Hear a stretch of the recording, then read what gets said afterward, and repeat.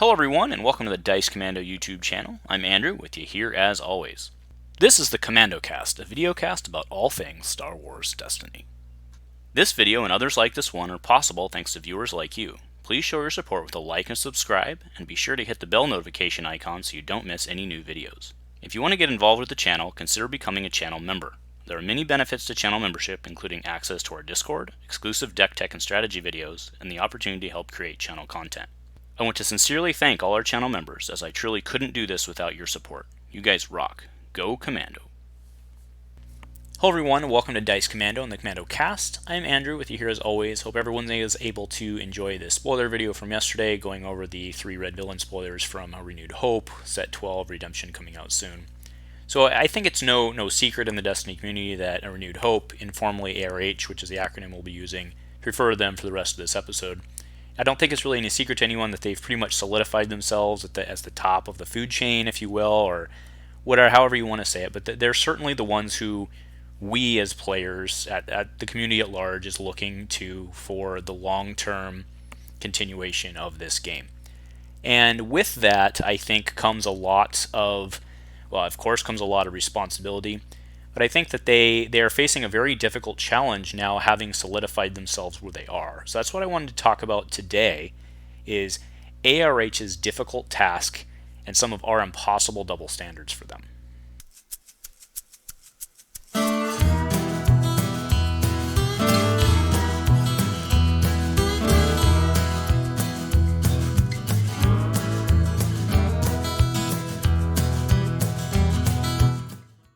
Hey guys, so thanks for joining me today for this. This is a binder chat, which means I don't have a full script or bullet list. I've just got a couple things down that I want to hit. So like I said at the beginning, right? What ARH is facing right now is really a difficult position that they're in, because being at the top, being the authority, if you will. I mean, I think that's the best way to say it, right? Because they're the ones who are big in the room. They are held to a lot of different standards that a lot of other groups, a lot of other players aren't, right? So anyone who's even remotely associated with the ARH committee, I mean, obviously I do stuff for them, but I'm talking like, the design team or whatever, they're really held to a different standard and by us.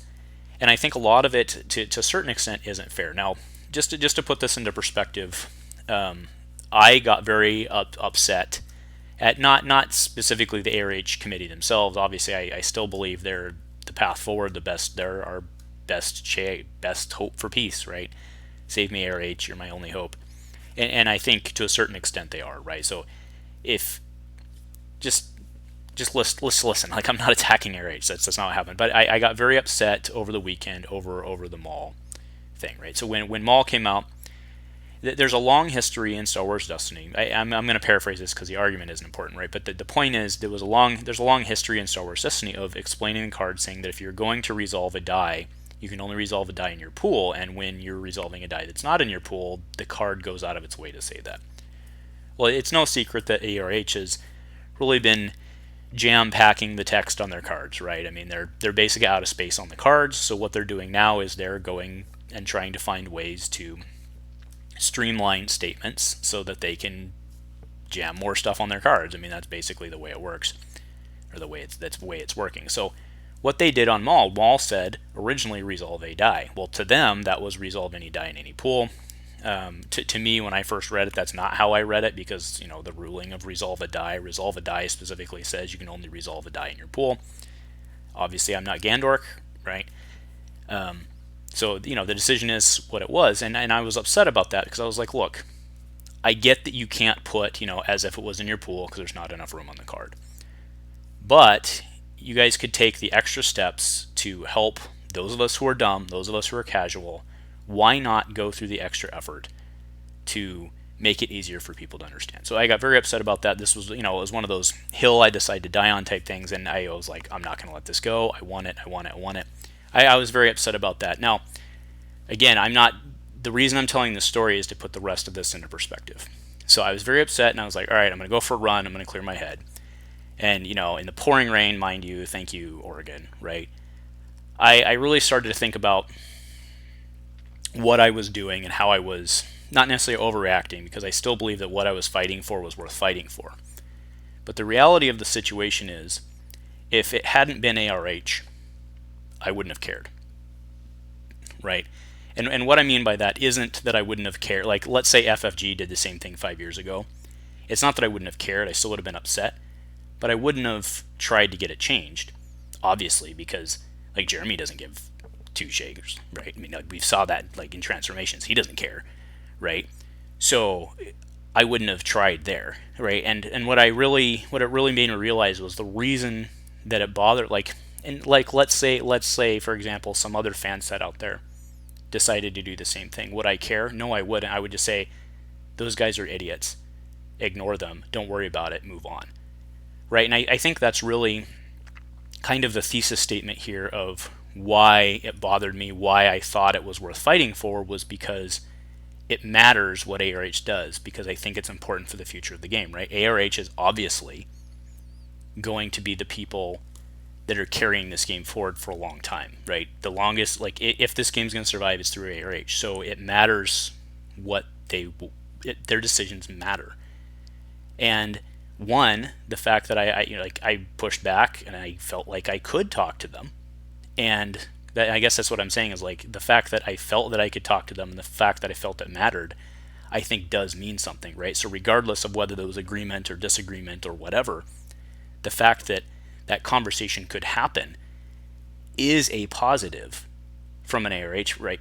For ARH, like, that is a positive. That is a net positive that I felt that not only it mattered to bring it up, because again, if it was someone else, it would just be like, well, whatever, they're idiots.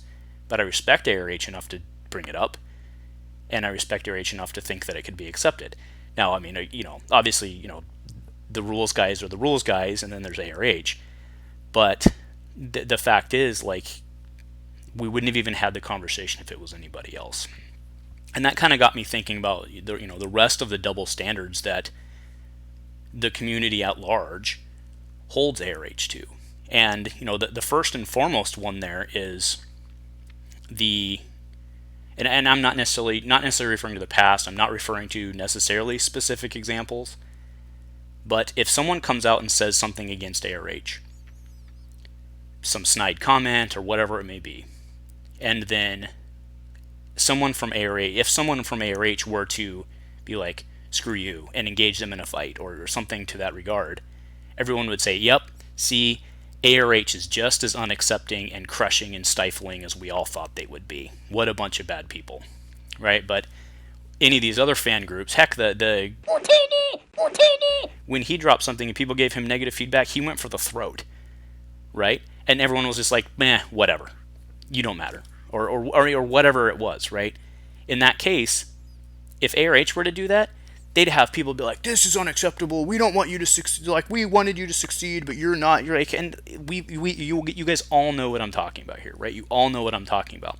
So ARH has to tiptoe, and you guys have seen people come on the ARH Discord, or maybe you haven't, but there have been cases, like, I don't know if you're on Discord or not, but there have been cases where people come on the ARH Discord, and, like, they're pretty complaining about something. They're upset about, there's the one guy who keeps just, like, he just needs to go away about rotation, right? Doesn't want things to rotate ever. And when somebody points out you can go play Infinite, like, he just doesn't want to talk about that, right? Like, he came on there and, like, there was like a 3-hour back and forth with this guy, and the whole time was just the official guys from ARH being like, we love you, we hear you, big hugs, and, like, it's actually almost to the point of, like, being clearly, like, it's clearly they're just BSing to, like, keep the good PR up. And, like, I don't think we would expect that from someone who wasn't ARH, right? Or I don't necessarily know that we would care, right? So that's kind of that's one of the double standards that they're held to, is they can't even really defend themselves, because if they defend themselves, then they're not welcoming and they're stifling, and, like, so that's not really a fair standard we hold them to either, right? So we've got this thing, like I talked about, and it's like, I got upset, and I wasn't happy with their decision, and I felt like they were making a bad decision, and, like, if they were anybody else, I don't think I would have felt that way, right? So that's a double standard. And if they try to defend themselves or someone attacks them, it's okay for someone to attack the guy at the top, but if the guy at the top responds back, oh, hell no, we can't allow that. And then they're also at risk for, and this is a really bad thing for them, right, is the fanboy effect. They have, like, some of the ARH guys have fanboys, and that's actually where a lot of this, in my opinion, historically came from, is there are some, like, we're not going to name names, right, but there are some individuals, one in particular, that caused this early on the ARH Discord. We'll call him Fanboy JD, right? Fanboy JD was kind of a jerk to basically anybody who basically said anything counter to ARH. And it made, like, even though he wasn't officially with ARH, it made ARH look really bad. And they have a lot of fanboys out there that when someone's like, hey, I don't necessarily like this, or I'm concerned about this, or I'm concerned about this, like legitimate type stuff, and ARH is like, we hear you, and then some fanboy will be like, can't you just be happy that they're doing work, blah, blah, blah, blah, right? The fanboys are actually hurting. I mean, which is normally the case we see, but like we have the ARH fanboys that are actually hurting ARH because it gives the people who don't want ARH to succeed more fuel.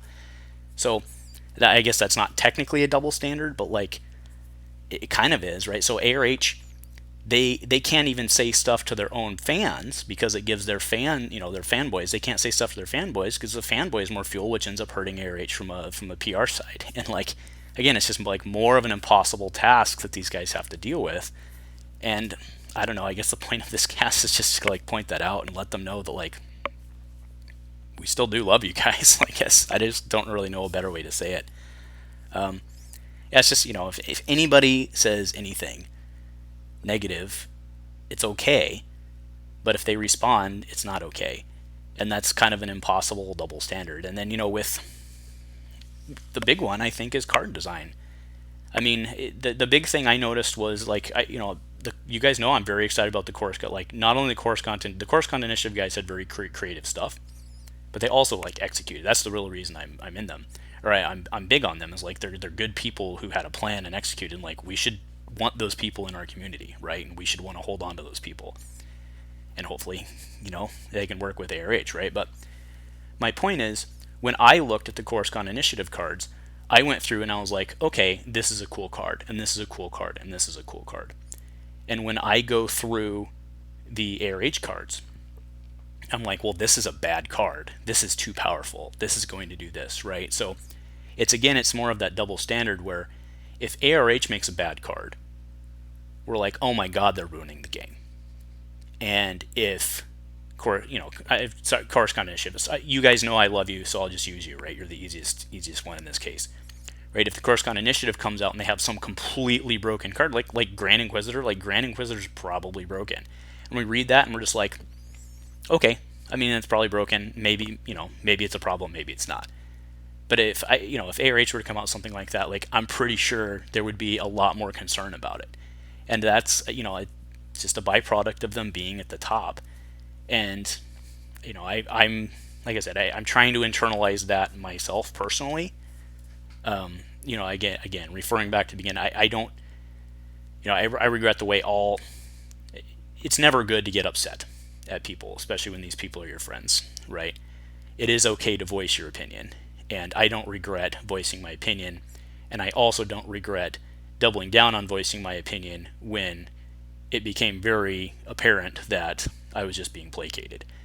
That said, if this was in any other situation, it probably wouldn't have been a problem, and it probably wouldn't have gone to where it was, right? So it's kind of one of those, like, again, it's one of those impossible double standards that they're looking at. It's the only reason that we're bothered by a lot of this stuff, the only reason that we're bothered by the small problems with ARH is because we believe and trust in ARH, right? Otherwise we wouldn't care. So I guess that's my message, is one, for me, maybe this cast is just for me, right? I mean, that's completely possible. I'm just doing this, talking about, what's been going through my head. I'm just putting it down, and maybe it's therapeutic, I don't know, right? But let's make sure that we give ARH the benefit of the doubt, and at the very least, let's hold them to the same standards we held FFG to. Which, actually, no, let's not. Actually, that's a bad statement, because we had pretty low standards for FFG, we really did. And FFG, we know the ARH is going to do better than that. So that's almost an insulting statement to ARH. So I take that back. But my point is, let's remember that if FFG would have done something we weren't happy with, we still would have rolled with it. And if ARH does something we're not happy with, we bitch and moan, and by we I mean like me too. Like I did. Like I told you the story. Like because we feel that we're stakeholders, and we feel that they're approachable, and we feel that it matters, and that's why I think it's so much more passionate. Whereas if Jeremy were to make droids or something, or if Jeremy were to make Ewoks, and we're like, "Whoa, that seems like a bad idea," we'd still just roll with it. And again, if anybody else, any other committee makes something that some were just like, whatever, forget about it. That was really cool. The rest of the set was bad. That was really cool. But ARH, they made a really good set with one bad thing. Oh my god, they're killing the game. So that's what I'm just trying to internalize personally as I go through this is, thanks ARH for putting up with us and going through what you're going through, because we do realize that there's a very negative, not negative, but because it's a positive situation overall, it is, right? The fact that people trust you is not a bad thing, but the fact that they're more likely to be hurt when they feel that trust is violated, I guess is a negative. But the point is that you're doing the right thing even if people are bitching about it. So thank you, bottom of my heart. Please keep up what you're doing. I know it's a ton of work. I know from what I do how much the admin and behind the scenes stuff, like you at least I get a video out, like what you guys do behind the scenes. You just send out a PDF every 3 months, and everyone's like, okay, this is good, that's it, and they don't realize all the stuff that went into. So thank you for everything you're doing. We appreciate the tournaments you're trying to put on. We appreciate the cards you're doing, the play testing, everything else you do for the community. Please remember that the reason that we're passionate about it is because we care. I think you know that, which is why you're doing it. But all right. Anyway, I'm rambling at this point. Thank you, ARH. Sorry for I'm kind of sorry for the thing last week, and I still think it was the right conversation to have. Maybe I didn't approach it the right way. Thank you for what you do. Thank you for being tolerant. Thank you for continuing to try to put your best face forward in the community, even when the community doesn't necessarily return it. And go Commando.